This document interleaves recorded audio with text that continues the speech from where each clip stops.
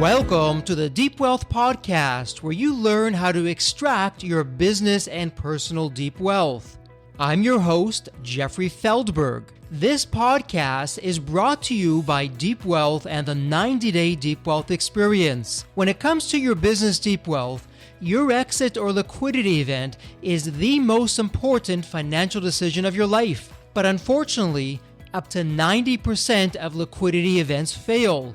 Think about all that time and your hard-earned money wasted. Of the quote-unquote successful liquidity events, most business owners leave 50% to over 100% of the deal value in the buyer's pocket and don't even know it.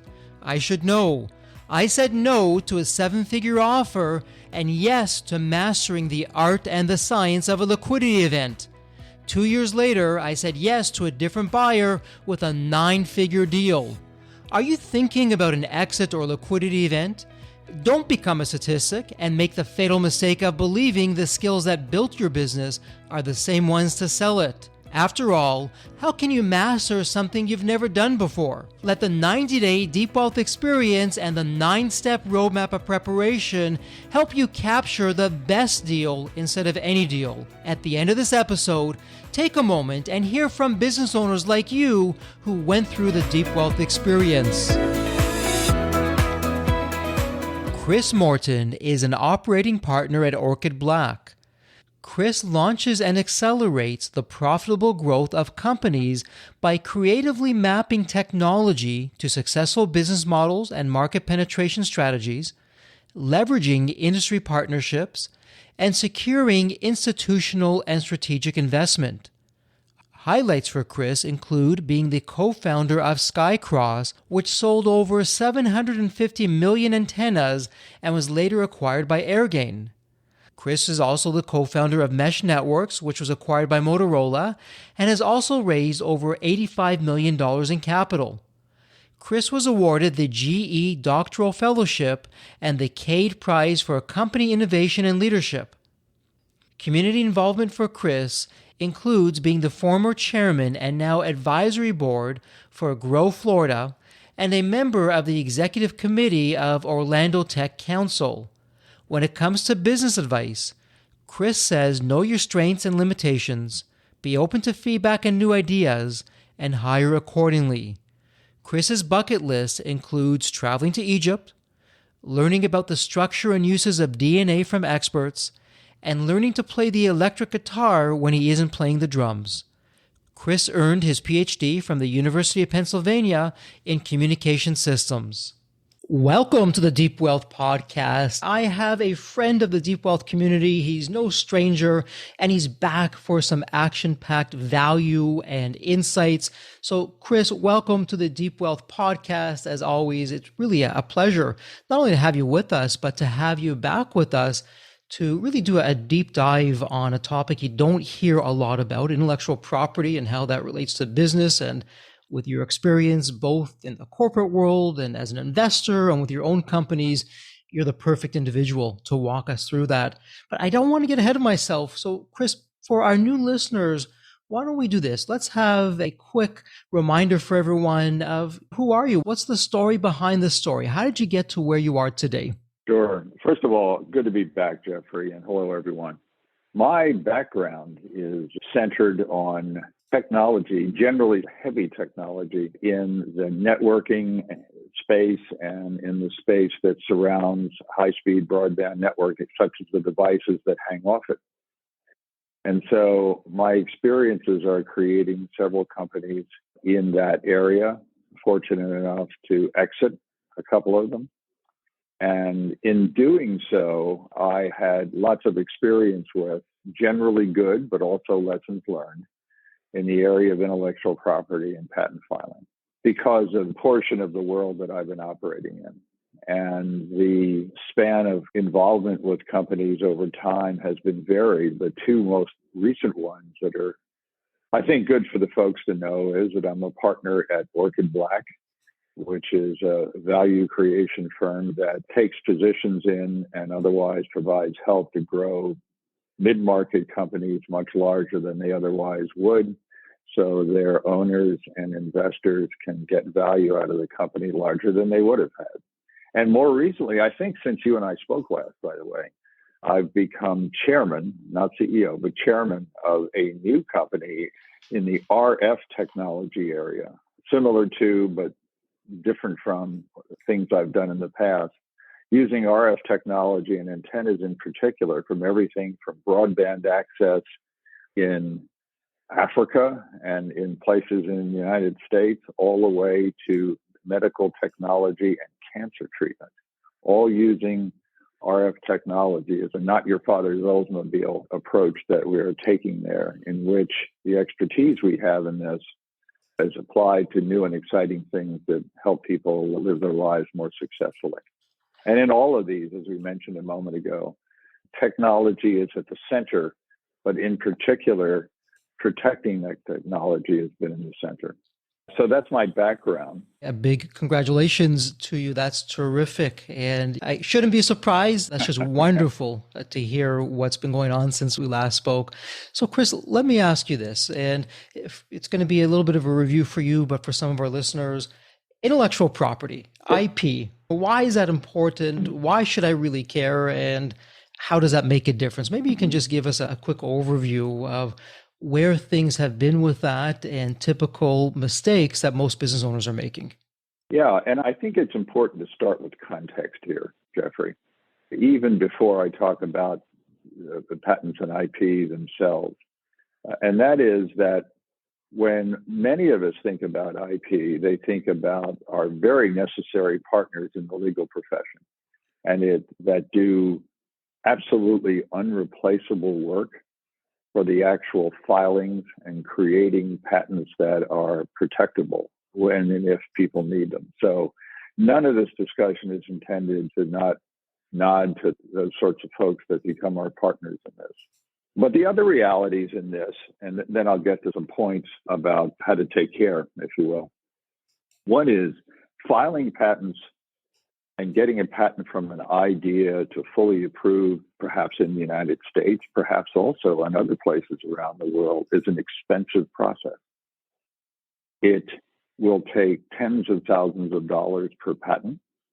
It's possible you may have to defend them in the future. That is not an argument against patents, but it's an argument that when you do it, it's a substantial investment in time. And I think that's important for people to know as well, as just, again, a piece of background information. And the third one is, and you'll recognize this from the great work you do here on the podcast, that our understanding of innovation companies and tech companies is broader than it used to be. And I think it's great because every region has their own innovation centers now. Every collection of cities, for example, has that sort of thing. We do here in Central Florida. I'm involved in that. But there are true heavy tech companies. There are tech-enabled companies that make buying and travel and financial management experiences better for their clients. So there's a broad net over the term tech and innovation now. And so what all that means as you think about it is that there is ever more pressure, I think, on the CEOs and founders like some of us have been to pick and choose and pick our way through this process of filing patents. So with that in mind, let's go through some considerations on the business side that the listener will, I think, appreciate either that they've been there and done it right or wrong, or it's something that they might want to think about. With those things in mind. One of them is, what's your business? And this gets to the issue of tech-enabled, for example, versus a tech company. Is it important in your business to be the first mover and get into a market and capture it prior to anybody else waking up to the idea? Or is it a market in which others may have tried to do what you've been able to do technically, but failed to do it or failed to do it as well as you do? And I think those two style companies, just to pick two extremes, tell a tale. In the case of technology, which is core to the identity and value of a company, that others don't have. That's where you can spend time and money, generally speaking, in creating intellectual property, IP as we call it, patent filings, where it can help the company in several ways. So the question there is, if you want to do that, what in this tree of decisions falls under, yeah, it's relevant to me, or not right now, but let's pick the yeah, it's relevant to me column, if you will, and go down that with a couple of decisions. One of them is, where in the world do you operate? Another question to ask yourself, and I'll tie it back to patents here in a minute, is where do your competitors operate? Mm-hmm. Where do your potential strategic partners operate? Where geographically that is. Mm-hmm. And where might potential suitors down the road operate? And let me share some examples from a couple of the companies that we've been fortunate enough to found and grow had customer bases in various places in Asia, South Korea, China, mainland, Japan, and Taiwan. Less so in Europe, for example. Less so in South America, et cetera. No disrespect, simply where the hot items were being bought and sold. So in those particular cases, or any other place, if you listeners out there know your company and your business and your competitors well, will be one of the bases upon which you choose where to file patents. Typically, most of us file in the United States because it carries a certain weight, assuming we're operating here and we're centered here in the United States. But where else is an important decision? A, because it's expensive, and B, because it is one of the ways in which you can protect your technology. Notice I said one, and there are other criteria to protect yourselves as well, which we probably ought to talk about. I hadn't thought about that prior to our call. So if it's two or three of those particular countries around the world, my example or any other, what you will do is choose to create a core patent in the United States, typically, and then also do subsidiary filings in those parts of the world that are important. And the importance not only because other competing technology may be generated there, but it may be the place where they're bought and sold. And so it's important that when you think about where in the world, we realize it's where we're bought and where we're sold. And Chris, let me just jump in here for a moment, because I know, obviously, from the deep wealth perspective, IP can be a tremendous differentiator. It's what we call an X factor or a Rembrandt. It can add to enterprise value and just make your company more desirable. But on the flip side, in both with IP lawyers and business owners, there's one school of thought that says, listen, you can get a patent, you can get a IP trademark or whatever it's going to be to protect your technology, and that's all fine and good. But in many ways, it's only as protective or as good as how much money you're prepared to actually defend it if someone ultimately copies you. And so it's a little bit of a push and a pull at the same time, even for startups, as an example, who funding capital is always something, and a dollar could always go elsewhere to really make a difference. So in your experience, Chris, with that in mind, can you give us some insights or some thoughts as how do you grapple with that? Yeah, first of all, that part of it is an art, if you will. And part of and I do have a pretty strong opinion about that. Part of it has to do with the questioning of oneself. What business am I in, and how important is technology to me, number one. The second is that to begin what's called the time-stamping process of a patent is actually fairly cheap, hundreds of dollars, not tens of thousands of dollars. And what I'm referring to here are filing provisional patents, which in many parts of the world are recognized. And I won't go through the list, but it certainly spans many of the areas that many of us in tech do business in. I mentioned some of those areas earlier. So for a few $100s, you can timestamp the patent so that others that might hope to get in your way or muscle in ahead of you. And Chris, just a quick question on that. So if I'm hearing you correctly, when you're saying you can timestamp, So as a business owner or as a company, I have something really innovative for me, and you're saying for a few $100s, I can get something Yes, in the books that at least establishes that on this date, in this month, in this year, I've put something forward to prove that, hey, this is mine, not somebody that's else. right. Am I correct with that? It's true. And you have a certain amount of time, at least a year, typically a year, to actually start doing more detailed filing. So if you're just getting started and you feel, for some of the other reasons we've talked about here, that it's an advantageous thing to do, that you can create that timestamp but not incur further charges until just under a year later. But to go back to your core question, there are trade-offs here. So to your question again, what are the positives about at least starting with this process as we described it and beginning to file in selected places? You literally might win customers that you cannot before with the technology. Okay. To be perfectly candid, there are parts of the world in which copying and recreating technology is often done. However, in certain of those parts of the world, often in Asia, I think many of the viewers know this, and these are all good, candid discussions that we have here. It's just like a fact of life. Mm-hmm.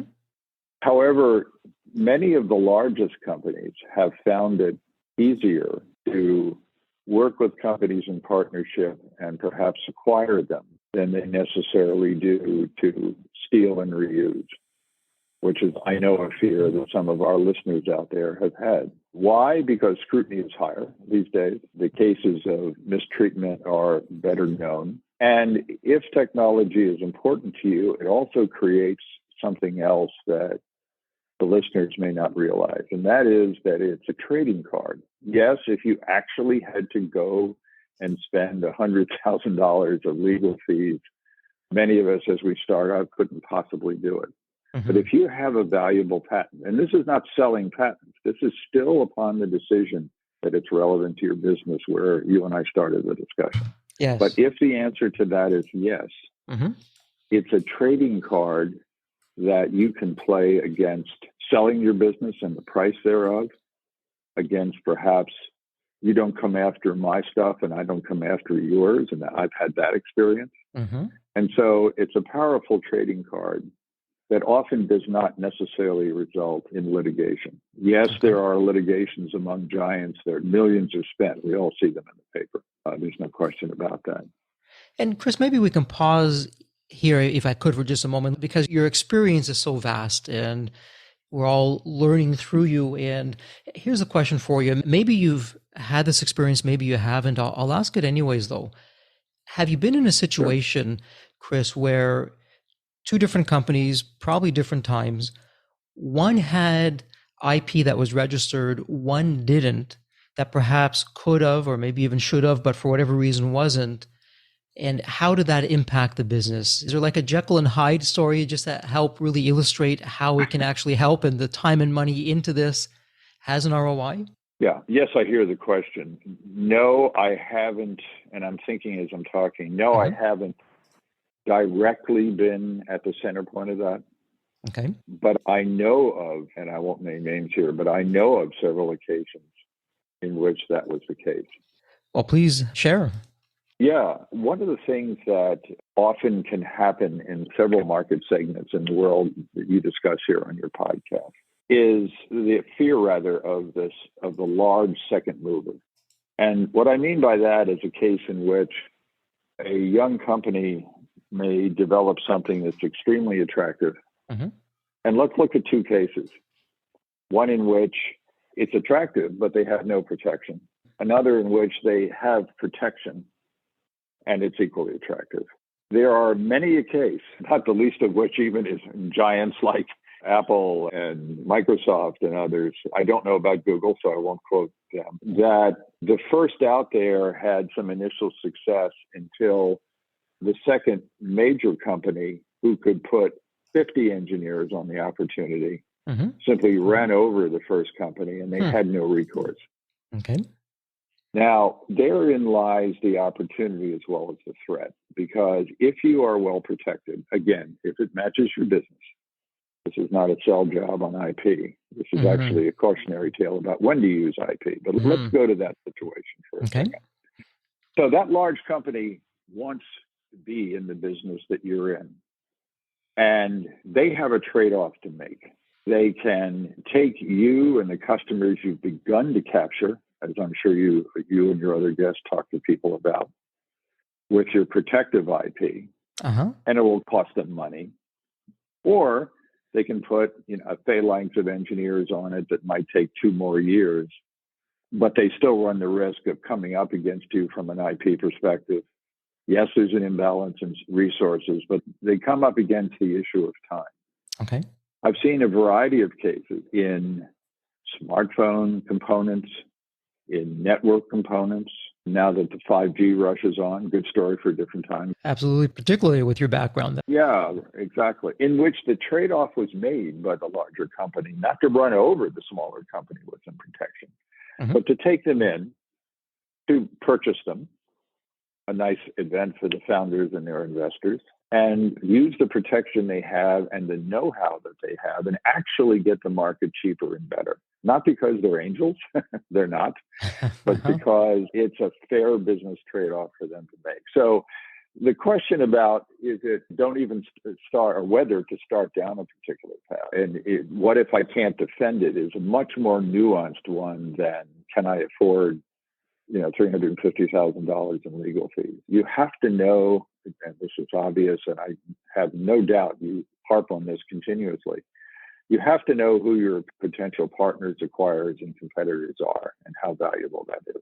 Let me also make another point here that in this same regime that people might want to consider. In my own particular experience, the core idea is to protect your technology, however defined. And let's again suppose you've chosen to do so in a formal way. What is the core mechanisms of how you would protect yourself? And honestly, the answer is twofold. Okay. One is patents, which is the big subject of the day here for you and I. And the other is it reverse engineerable? Which has not to do with patents, but has to do with the practicality of, can people circumvent you in some particular way? Sure. I'll give you an example. In our nanomaterials company of late, you can reverse engineer the materials, but you can't know how they were synthesized. So if you tried to do it and put these materials together in some way, and I won't belabor the particulars here, you would find it staggeringly difficult. And to that example of how many in that phalanx of engineers you would have to put on it, even if you were a patent cheater, it would be large. I'll give you a second example. Antennas for smartphones. You can open a smartphone, take out the antenna. It's a little piece of bent metal, or a couple of pieces of bent metal for things like Wi-Fi, et cetera, et cetera. And you sure as heck can make another one and put it in another phone. But if you do, it won't work. And the reason it won't work is that it has to be matched and integrated into all the conductors in the smartphone. So those are two examples where we did a lot of patent work, heaven knows. But we also made it extremely hard to reverse engineer. So maybe it's trust but verify, if you will. If this were a treaty, it would be trust but verify, but verify. And so I'll offer that up to the listeners. Fair enough. And I'm going to ask a somewhat loaded question. In many ways, it isn't fair because everything is specific from one company to the next. And so maybe, Chris, with the question, you can just back of the envelope. Because I'm sure when it comes to IP, it can be, like you're saying, hundreds of dollars to millions of dollars. But is there, a little bit of the Pareto's Law? You and I have talked about that in other podcasts. Is there a Pareto's Law that, hey, you know what, Jeffrey, they're actually 80% of the IP falls into this 20% of a range in terms of cost? Anything like that you have for us? Yeah, I think so. And again, this is not intrinsic value. This is simply the expenses to be paid. So if you sum up the little amount for the first year and you imagine that it takes several years, let's say about 4 typically to 5 to get full approved status in a particular country. And along the way, you've got questions raised by patent reviewers in our country and country X and Y and Z. Mm-hmm. And then once filed and approved, you have maintenance fees. It doesn't end there, of Okay. about $5,000 a year. So Mm-hmm. for a given patent through that life cycle, it's typically on the order of $25,000 to $50,000. And it does vary. For sure. And so, Chris, again, I'm talking such generalities. It's really putting you in a little bit of a challenging position, but you're a smart guy and you can give us some insights with that. So, and again, I know it's going to vary case to case, company to company. Investing $25,000 to $50,000 to get something formally registered, to separate a company, whether it's the ability to get new clients or even on some kind of liquidity event or exit, which is what we're all about here at Deep Wealth. Again, any back of the envelope kinds of ROI numbers here, or hey, Jeffrey, not necessarily with my companies, but I've seen this out there and here's what I've typically found. Yeah, sure. I'll give you a couple of examples of each. First of all, when we talk about this, let's also put this expense in context. Okay. Certainly, there are individual owners in certain kinds of business, and my hat is off to them, let me first say, that have simply not taken a lot of venture capital and bootstrapped themselves up. I have great respect for that. Often in the heavier tech area, it's difficult to do that. And if you look at the statistics of fundraise in these heavier tech sectors, you'll see that in the course of raising capital, whether it be from venture capitalists, may or may not be good, from strategic partners, from debt financing as you begin to get customers, which I bet you probably have talked about here from time to time. It's not uncommon that, from 5 or 10 million to 50 million or more is necessary for a whole variety of reasons, for manufacturing, for engineering, et cetera. So one style answer to that is to look at it and say, if you and your board, your investors, are looking at $500,000, not initially, but in the course of several years, as a portion of those multi-million-dollar investments to shore up your company, it's not terribly unusual that it's viewed as a good thing. And so, one way to look at the answer to your question is put it in context of the totality of what's necessary. Got it. Okay. With all of this said, though, clearly you're making a terrific case here, Chris, of why this should be done. And I'm going to maybe put it out there a little bit, but it sounds like, again, not always $25,000 to $50,000, but a lot of times it is. It sounds based on that, you can really leverage that and get a terrific ROI. But what about the flip side? I'm wondering, when does it not make sense? Maybe you do have something unique and it is novel to you from an IP perspective. But in your experience, Chris, if you were advising that company, or even if it was your own company, you'd be like, you know what? Sure, we can go do this, but I don't think it's the smartest thing for us to do. Yes, and I want to say yet again here, I'm not selling doing patents. What I'm suggesting people do is take a hard look at whether it's part of the inherent value for their company. That's my core point. So to your point, Jeffrey, what are some of the cases in which it would not make terrific sense? I'm going to make up examples, and these are not real and therefore probably not accurate. Because in my own particular case, it was valuable. Okay. And I'll end with one on the sell side, by the way. Part of the value when you're purchased by another company, as we've been fortunate enough to be, is what contributes to the value of your company. So let's hold that and go back to cases where it may not work.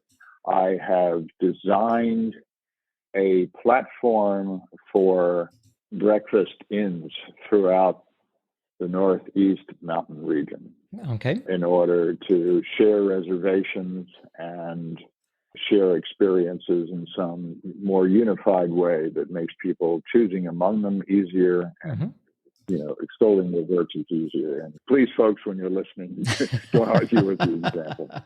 We're going to run with you're being very creative here, Chris. We're just going to run with it, and hats off to you on the spot. So in a case like that, what is my value?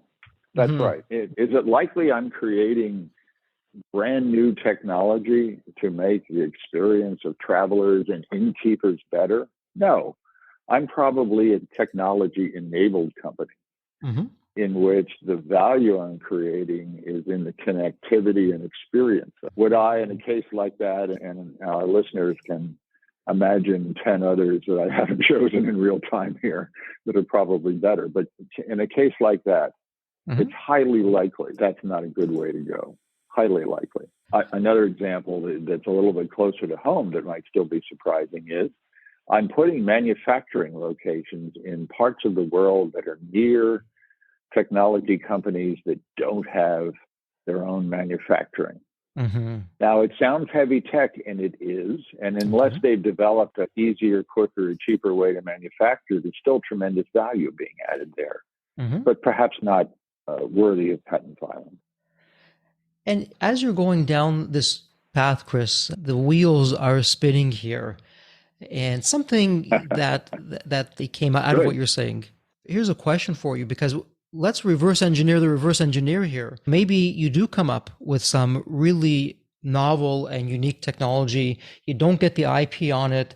And then I've seen this. In fact, some of my businesses have been on the flip side, the other end of this. Another company comes along, they do get the IP, and now they start suing everyone. They're like a patent troll or an IP troll, and they're suing everyone in the industry, just trying to get a cash grab on things. Can you talk to us a little bit about that, of how A, that can happen, and B, perhaps how we can be a little bit more proactive and not defensive in that kind of situation? It's a very good question. First comment I'd offer is that the honest answer is, please tell me in good discussion here whether this matches your experience. There's no way to stop people from attempting it. There just isn't. The question becomes, and this is again a more subtle answer I do have experience in, is how do you defend that? How do you defend that? Because, the world ain't always nice, as you know that. And our listeners know that. One of the things that we may have talked about in the prior podcast, or perhaps you and I can discuss it in the future, is the importance of strategic partnerships. And why am I going off in that direction when we're talking about patents? In our particular case, let's talk about the antenna company that we created for smartphones, in which we sold hundreds of millions of these into the likes of Samsung and others around Asia and here. Never made it into Apple, by the way. Shame on us, but it didn't stop. It didn't stop a very nice event for us. So the point I'm making is that we had a very powerful friend. There was, you probably know where I'm going here, but for the other folks, we were a strategically important supplier to an extremely big, aggressive company with deep pockets. And somebody began that action, not just against us, but against others. And I'm not going to go into every detail, but they stopped really quickly because it's a small industry. And the target grab was for technology that was close enough so that it would affect our powerful partner. I have seen other cases. This is not a guarantee. It doesn't mean you can necessarily get this way, but there are ways in this business to shelter yourself to some degree. I can tell you that while big companies like Apple and Samsung and LG and some others in my world are tough on their suppliers, but they're also protective for selfish reasons. And so things can be done there. Are there horror stories? No. Yes, there are. But the question is, would you never file? In this case, Chris, what it sounds like is here's where the IP can be working for you, particularly if you're dealing with a larger company who wants to protect themselves. So if you don't have the IP and something that you've registered and you've gone through the formal process, maybe they won't even work with you. And if you do have it and something comes along that really shouldn't, like it did in your case, it's in their best interest to really help you out because they're helping themselves out at the same time. So it's perhaps an unintended consequence, but a really good one to have in your corner when you have that kind of protection. There really are. And again, just as a hook for perhaps a future discussion down the road one day, the value of strategic partnerships, and I mean young company and big strategic partner, not a company of your own scale, in what I'm discussing now, are multiple. If they're properly constructed, they are really valuable relationships on many fronts, including becoming a suitor down the road. It's a winding, curvy road that goes in many directions. Oftentimes it sounds like we don't know where, but when it's done right, That's why it's risky. No one said it wasn't risky, Jeffrey. Our job is to remove some of the risk. I would, if not end with, add something here too. When it comes to value of your company, when it comes time to maximize your wealth, to your peer approach to these podcasts, if, again, it made sense to begin with, and all the discussion we just had in the last 30 or 40 minutes, yes, the value of the IP can be material. I have had one company, not too distant in the past, whose technology was good, and there is a very nice patent portfolio. Yes. However, it's early in the market adoption for other reasons. A patent portfolio to those larger companies that have the time to wait and the scale of other engineers to put on it when the market opens up still gives you a particular value to the company should you choose to exit now versus later. And just there is in valuing entire companies.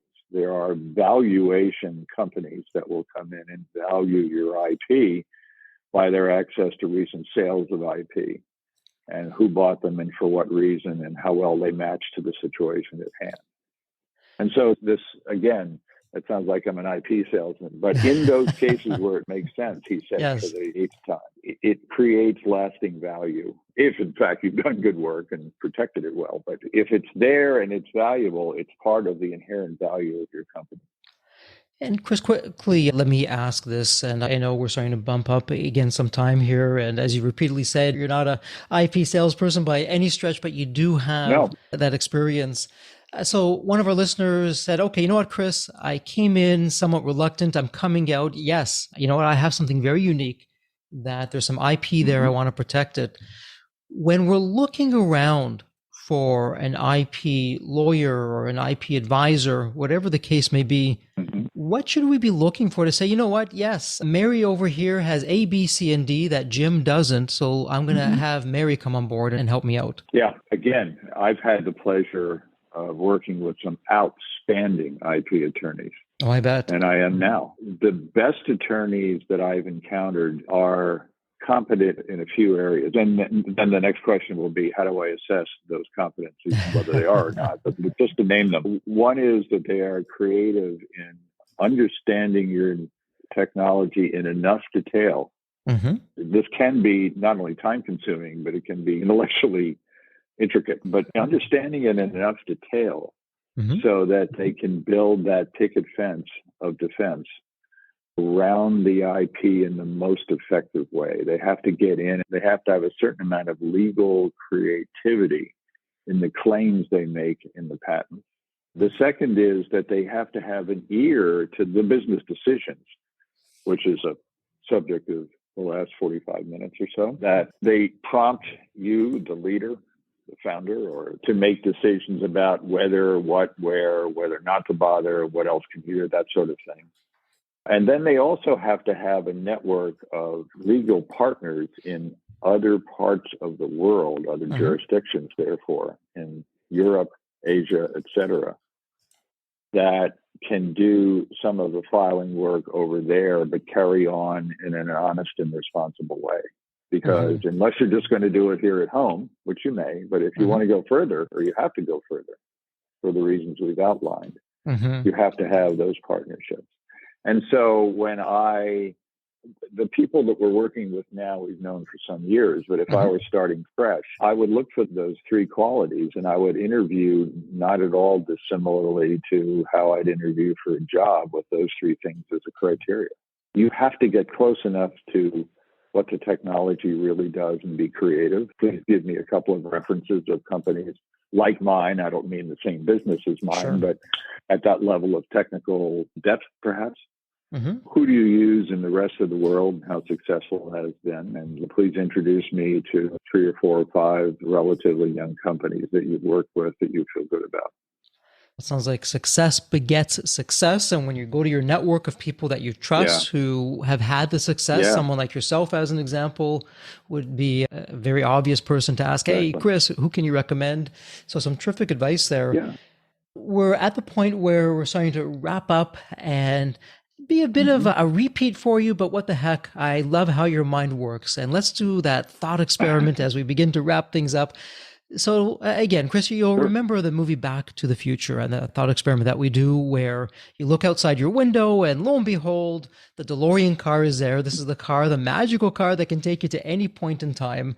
And so you hop on in, Chris, and you can go to any point in your life when you're a young child, a teenager, adult, whatever point in time that would be, Chris. What would you be telling your younger self in terms of life wisdom or lessons learned, or, hey, Chris, do this, but don't do that? What would that sound like for you?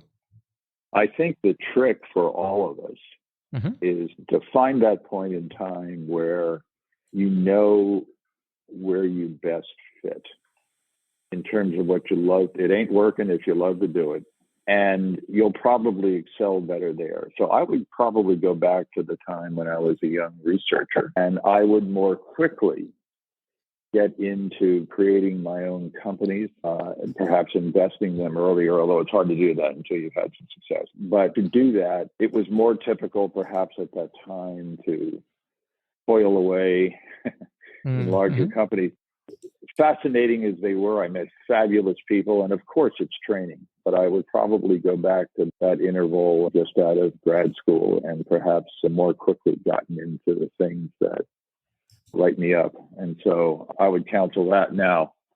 Folks, if you're listening, far easier to say than do, as my youngest daughter is finding out. I imagine that matches some of the discussions that you've had here on your various podcasts about success, and certainly finding the right people to advise, whether it's in your own personal career or once you've created a business, Jeffrey, to advise you on the parts of it that are important and they have experiences that you don't have. It's just so important. And I'll bet you that your listeners have heard many examples of that.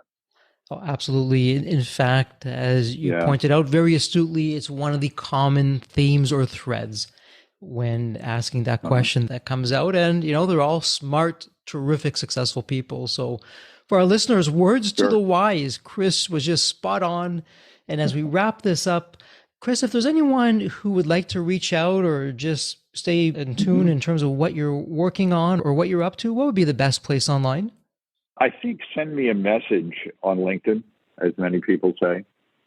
I never seem to wind down, only further up. So since I've taken on some other responsibilities, that's probably the best way to do it these days. And I'll do everything I can to respond. And thank you all out there for listening. I appreciate it. Well, wonderful. Listen, as we officially wrap up this episode, a heartfelt thank you, Chris, for taking your very valuable time, sharing it with us here on the Deep Wealth Podcast. And as always, please stay healthy and safe.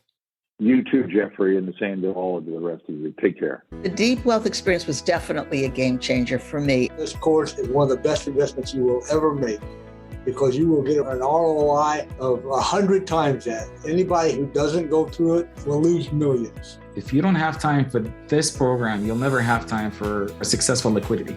I mean, it was the best value of any business course I've ever taken. The money was very well spent. Compared to when we first began, today I feel better prepared, but in some respects, maybe less prepared, not because of the course, but because the course brought to light so many things that I thought we were on top of that we need to fix. I 100% believe there's never a great time for a business owner to allocate extra hours into his or her week or day. So it's an investment that will yield results today. I thought I will reap the benefit of this program in 3 to 5 years down the road. But as soon as I stepped forward into the program, my mind changed immediately. There was so much value in the experience that the time I invested paid back so much for the energy that was expended. The Deep Wealth experience compared to other programs is the top. What we learned is very practical. Sometimes you learn stuff that is great to learn, but you never use it. The stuff we learned from Deep Wealth experience, I believe is going to benefit us both. I've done an executive MBA. I've worked for billion-dollar companies before. I've worked for smaller companies before I started my business. I've been running my business successfully now for getting close to a decade. We're on a growth trajectory. Reflecting back on the Deep Wealth, I knew less than 10% what I know now. maybe close to 1% even. Hands down, the best program in which I've ever participated. And we've done a lot of different things over the years. We've been in other mastermind groups, gone to many seminars, workshops, conferences, retreats, read books. This was so different. I haven't had an experience that's anything close to this in all the years that we've been at this. It's 5-star, A+. I would highly recommend it to any super busy business owner out there. And deep wealth is an accurate name for it. This program leads to deeper wealth and happier wealth, not just deeper wealth. I don't think there's a dollar value that could be associated with such an experience and knowledge that could be applied today and forever. Are you leaving millions on the table? Please visit www.deepwealth.com/success to learn more. If you're not on my email list, you'll want to be. Sign up at www.deepwealth.com/podcast. And if you enjoyed this episode of the Sell My Business podcast, please leave a review on Apple Podcasts. Reviews help me reach new listeners, grow the show, and continue to create content that you'll enjoy. As we close out this episode, a heartfelt thank you for your time, and as always, please stay healthy and safe.